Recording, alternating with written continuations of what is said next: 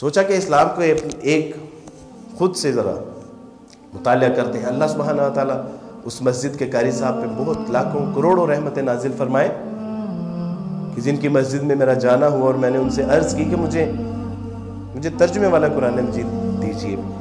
تو انہوں نے کہا کہ آپ کے گھر میں نہیں ہے. تو میں نے کہا کہ وہ ہمارے گھر میں کیسے ہوگا, میں تو عیسائی ہوں. تو انہوں نے کہا کہ آپ عیسائی ہیں تو مسجد میں داخل ہو گیا. اِنَّ لِلَّهِ وَإِنَّا إِلَيْهِ راجعون.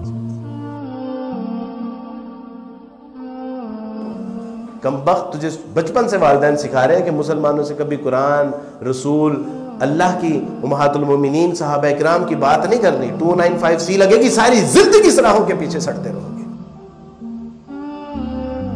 تو میں نے وہاں سے نکلنے میں عافیت محسوس کی, گویا کہ بڑے بے آبرو ہو کے تیرے کوچے سے ہم نکلیں گے. ادھر ہندو جو ہیں وہ اچھوت لوگوں کو ہاتھ نہیں لگانے دیتے, گیتا کو, رامائن کو, اور ادھر مسلمان عیسائیوں کو ہاتھ نہیں لگانے دیتے. تو کیا آخر اس میں راز ہے؟ تو جب گئے تو دل میں یہ عہد کر لیا کہ قرآن کو پڑھنا ضرور ہے. دوست سے کہا کہ بھائی کسی کو بتانا نا, قرآن مجید چاہیے. تو اس نے قرآن مجید لا دیا. مختصر اس کے ساتھ ایک پوری تفصیل سے بات ہوئی. اس نے وہ نصیحت کی بڑی خوبصورت. نے کہا کہ کوئی ایسی بات نہیں ہے, بس آپ نے اس کو صاف ستھرا ہو کے پڑھنا ہے. تو میں نے کہا کہ بالکل ٹھیک ہے.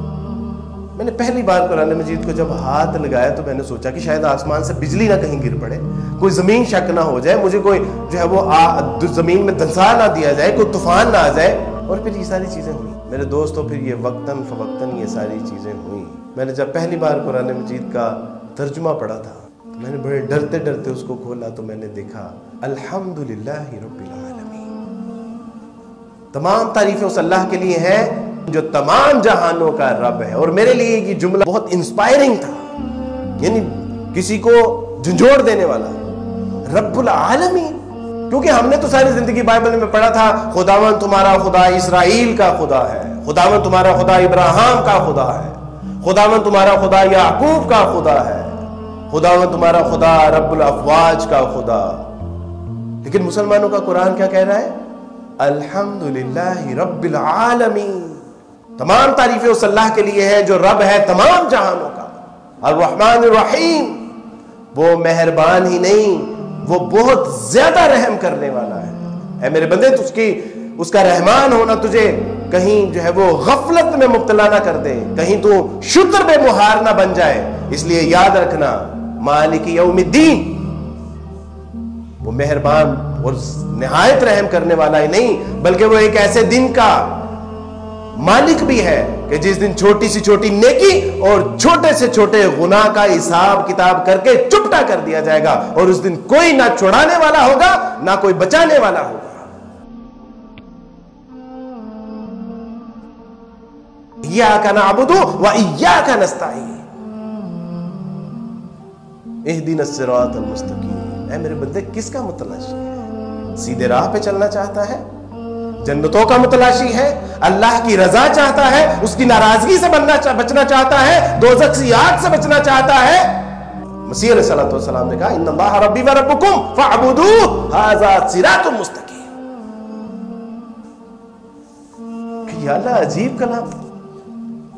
میں نے کہا کہ یہ وہی کلام نہیں ہے جس طرح تورات زبور انجیل تھی, وہ بھی تو اللہ کا کلام ہی تھا, لیکن ان کا حال کیا ہو؟ تمنن قلیلا, چند پیسوں کی خاطر ان میں بڑھا دی گئی چیزیں, گھٹا دی گئی چیزیں. تو میں نے کہا کہ اسی طرح یہ کلام, تو کلام قرآن نے کہا کہ نہیں, الف لام میم ذالک الکتاب لا ریب فیہ ھدی للمتقین. الف لام میم یہ وہ کتاب ہے کہ جس میں شک شبہ نہیں, شک شبے کا شائبہ بھی نہیں ہے. ان کنتم فی ریب مما نزلنا علی عبدنا فأتوا بسورۃ من مثلہ. اگر تمہیں شک ہے اس کتاب کے بارے میں جو ہم نے اپنے بندے محمد پہ نازل کی ہے تو ایسے کرو کہ پھر اس جیسی ایک صورت ہی لے آؤ. اور اگر تم نہ کر سکو اور ہرگز نہیں کر سکتے تو پھر ڈرنا چاہیے تمہیں اللہ کے شدید ترین عذاب سے. کہ یا اللہ یہ مسلمان ہمیں اس کو ہاتھ لگانے سے کیوں روکتے ہیں؟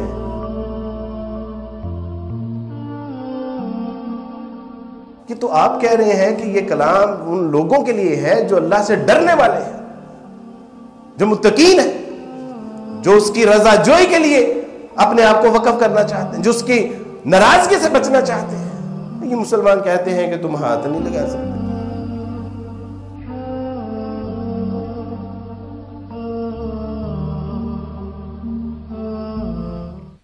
إن هذا القرآن يهدي للتي هي أقوم ويبشر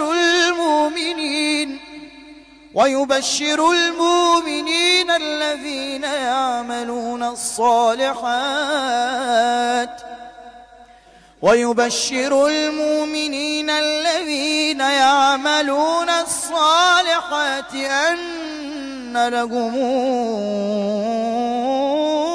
أجرا كبيرا